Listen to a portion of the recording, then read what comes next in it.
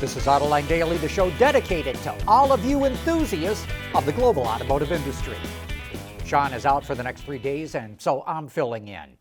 Sales of cars and trucks with internal combustion engines will hit their peak in China this year or next, and they're only going to go down after that. That's according to an academic with the Chinese Academy of Sciences. Even more, he says, sales of new energy vehicles, or NEVs, will match ICE sales in 2030. NEVs include BEVs and PHEVs. Last year, about 25.5 million light cars and trucks were sold in China, and 3.5 million of them were NEVs. That means by 2030, about 12 million electrics and plug-ins a year will be sold in China.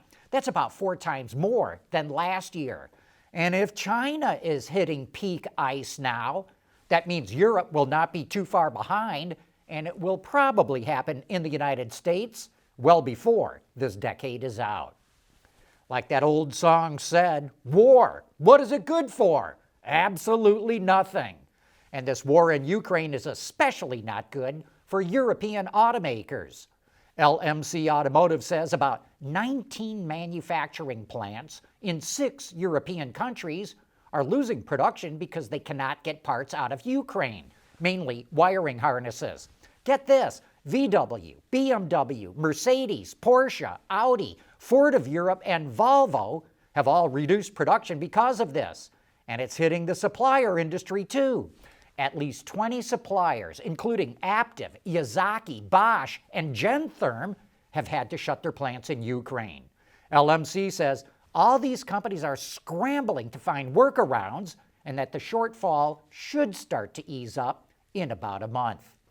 Yesterday, we told you how Tesla had to shut its plant in Shanghai because of COVID restrictions, and how GM has its Shanghai workers sleeping at its assembly plant.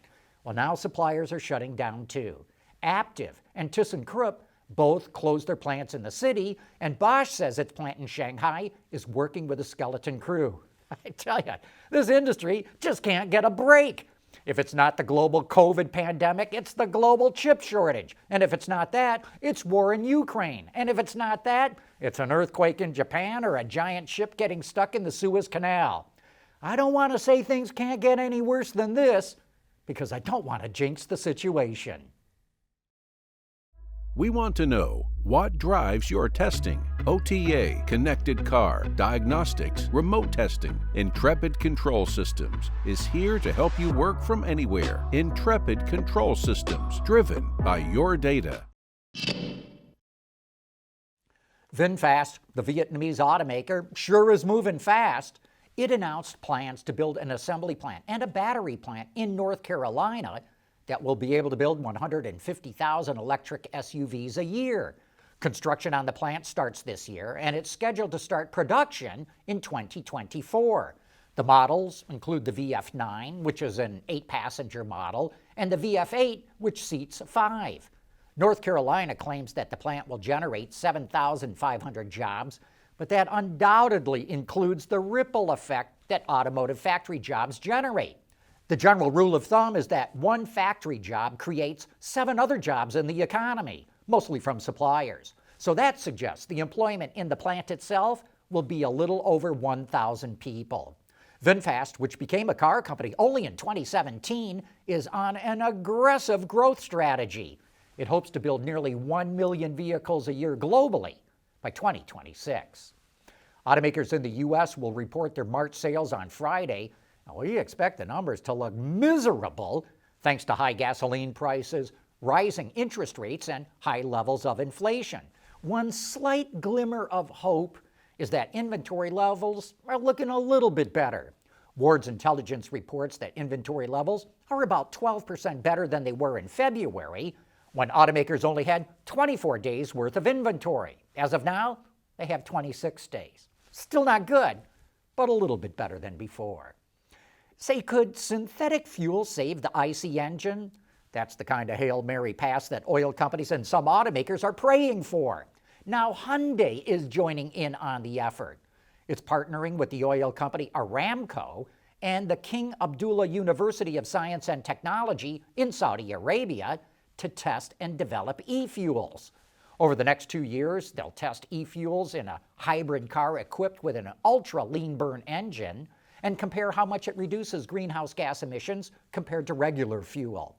E-fuels are created from green hydrogen, which is produced by water electrolysis using renewable energy and with carbon dioxide.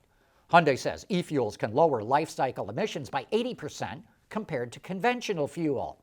But other powertrain executives at car companies that we've talked to say that e-fuels will take too long to get to the market and will cost too much to prevent a wholesale conversion to electric vehicles.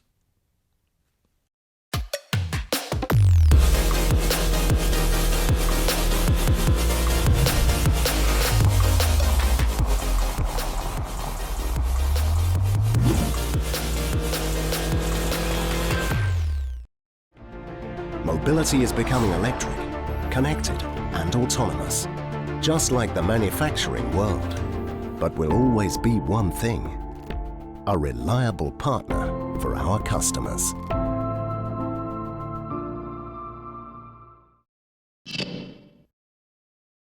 That new Hummer EV is turning out to be even more popular than General Motors expected. The company says it's got 65,000 reservations combined for both the pickup and the SUV, with the majority being for the pickup since it was available to order first. That's far higher than GM expected. And it says the conversion rate from reservations to orders is also higher than it expected. To keep up with demand, GM says it's doing what it can to expedite production to get the vehicles delivered on time. Anyone who ordered one early is doing okay. The pickup version is going to customers right now. But GM says it will not be able to fulfill new orders until 2024. And the SUV will not be available until next year. Meet the Lotus Eletre, which was unveiled in London to much fanfare yesterday. But even though Lotus celebrates its British heritage, much of the Eletre was developed in China, and that's where it's going to get built. And that's because Lotus is now part of the Chinese automaker Geely. The specs on this first SUV from Lotus are actually pretty impressive.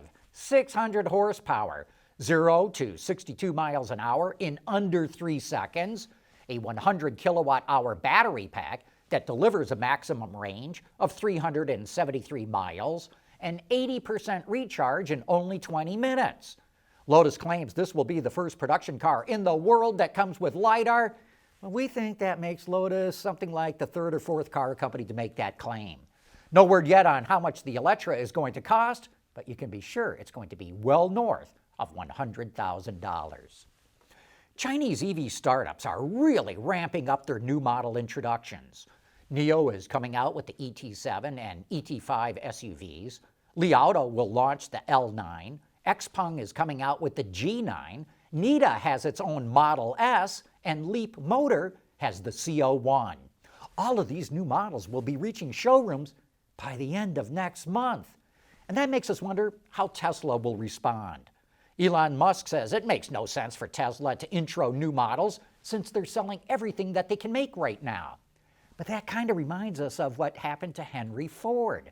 He refused to make anything but the Model T because he could sell every one he made. Meanwhile, General Motors came out with all kinds of different models under different brands. And by the time Henry finally woke up and agreed to stop making the T and come out with the Model A, it was too late. Ford lost its #1 position in the world and never got it back. And that brings us to the end of today's newscast. Thanks for watching, and if you haven't done so yet, we encourage you to subscribe to our YouTube channel.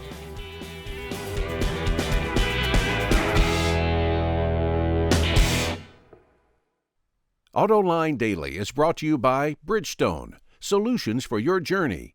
Intrepid Control Systems, over-the-air engineering, boost your game. And by Scheffler, we pioneer motion.